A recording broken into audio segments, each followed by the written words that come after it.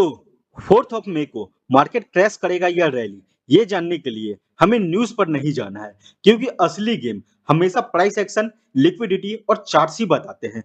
Fade news हो या Bengal election, ये सभी सेकेंडरी चीज़ हैं और इसलिए असली मूव वहीं से आएगा जहां पर मार्केट लिक्विडिटी को स्वीप करके डिमांड या सप्लाई जोन से रिएक्शन देगा। इसलिए स्मार्ट ट्रेडर्स वही देखता है जो चार्ट्स पहले ही रिवील कर चुका होता है। तो चलिए अब सीधा चार्ट्स पर चलते हैं और देखते हैं कौन-कौन से लेवल मार्केट में गेम बदल सकते हैं। तो ये है निफ्टी का डेली टाइम फ्रेम और डेली टाइम फ्रेम में हमें अभी 2 लेवल को काफ़ी इंपॉर्टेंट तरीके से याद रखना है, जो कि हमारा पहला लेवल है 24,300 और सेकंड लेवल है 24,600। इस दोनों लेवल को आप फ्यूचर कॉन्टेक्स्ट के लिए याद रखिएगा, इसी के अकॉर्डिंग मार्केट डिसाइड होगा। मैं अब आपको एक स्मॉल टाइम में ओवरव्यू दे देता हूँ। तो मार्केट जब तक 24,300 के ऊपर था, तो मार्केट हमारा क्या कहाँ पर था? अप ट्रेंड में था और मार्केट जैसे ही 24,300 के लेवल को ब्रेक किया, तो मार्केट ने अपना स्ट्रक्चर क्या कर दिया? ब्रेक कर दिया।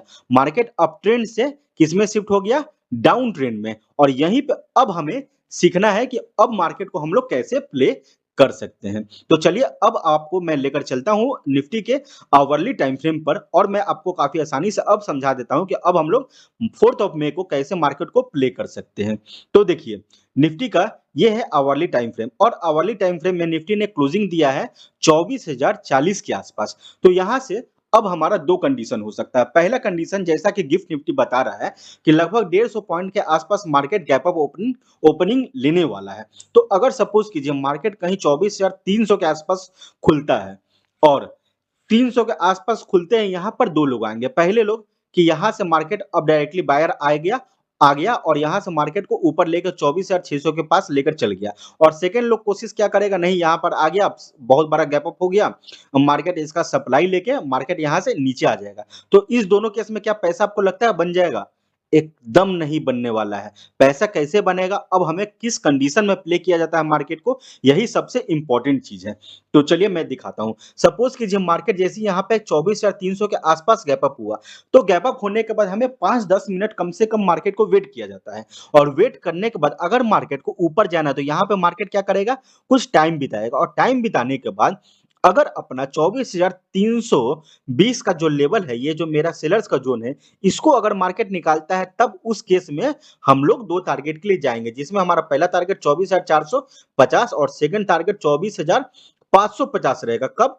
यहाँ पर ओपन होने के बाद टाइम बिताता। अब टाइम बिताना क्यों ज़रूरी होता है? क्योंकि हमारा तब तक उसके आस-पास मार्केट ने हमें एक stop loss market automatic create करके दे देता है। तब जब हमारा जैसे ही स्टॉप लॉस मार्केट ने क्रिएट किया, तब हम लोग इस ट्रेड को ले सकते हैं और हमें रिस्क रिवार्ड 1:3 आराम से मिल जाएगा। और सेकंड केस, अगर मार्केट यहाँ पर ओपन होने के बाद यहाँ पे सपोज़ कीजिए ओपन हुआ और एक शार्प सेलिंग आया, शार्प सेलिंग आने के बाद अगर मार्केट अगर अगेन ऊपर जाने की कोशिश करेगा, तो कुछ हैमर टाइप कैंडल बनाएगा और अगेन वही सेम केस रहेगा, अपने हाई को ब्रेक करेगा तब हम लोग बाय करेंगे।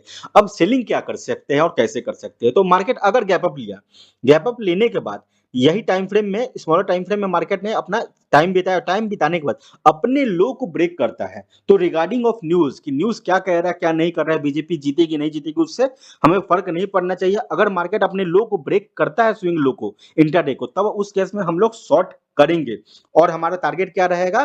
फर्स्ट टारगेट रहेगा 24,000 डायरेक्टली 800 और सेकंड हाफ में आप एक चीज़ और नोटिस कीजिएगा कि 24,000 जो 800 का लेवल है, ये लेवल अब हमारा मल्टीपल टाइम टेस्ट हो चुका है और मार्केट ने इसके लो को ब्रेक कर भी दिया है। तो मार्केट अगर इस लेवल के लो को आके यहाँ पर सस्टेन करता है और करने के बाद अपने लो को ब्रेक करता है, तो ये सेलिंग फर्दर ऑन एक्सेलरेट होगा और ये सेलिंग 23,600 के आसपास भी आने वाले समय में दिखेगा और पोजिशनल ट्रेड में अगर मार्केट इसके नीचे निकलता है, तो मैं अभी 23,100 के टारगेट के लिए भी जाने वाला हूँ। कब? अगर मार्केट अपने लो को ब्रेक करता है। ये नहीं कि मार्केट अगर ऊपर जा रहा है, उस केस में हम लोग मार्केट को शॉर्ट करेंगे। एकदम नहीं, मार्केट अगर ऊपर जा रहा है, तो उस केस में हम लोग मार्केट को बाइंग ही करेंगे। 24,600 तक बाइंग करेंगे और वो स्मॉलर क्वांटिटी में बाय करेंगे। सेलिंग के समय में मैं अपने क्वांटिटी को काफ़ी एग्रेसिव बाइंग करने वाला हूँ पुट के समय और कॉल के समय मैं अपने क्वांटिटी को जो मैं यूजुअली क्वांटिटी बाई करता हूँ सपोज कीजिए अगर मैं 10 लॉट बाई करता हूँ तो मैं बाइंग के समय 5 लॉट बाई करूंगा क्योंकि हमारा अभी मार्केट में जो स्ट्रक्चर ब्रेक हुआ है वो 24,600 तक ये काफी वैलिड रहने वाला है और मार्केट जब तक इसके ऊपर डेली बेसिस पे क्लोजिंग नहीं देता है मैं कुछ लॉन्ग पोजिशनल का ले जाने के लिए अवॉइड ही करूंगा तो मेरे लिए अभी भी सेलिंग का अपॉर्चुनिटी ज्यादा अच्छा है रिगार्डिंग ऑफ बाइंग। तो इसी हिसाब से हम लोग अपने मार्केट को प्ले करने वाले हैं 4th ऑफ मई को। तो अब मिलते हैं कल। Thank you very much.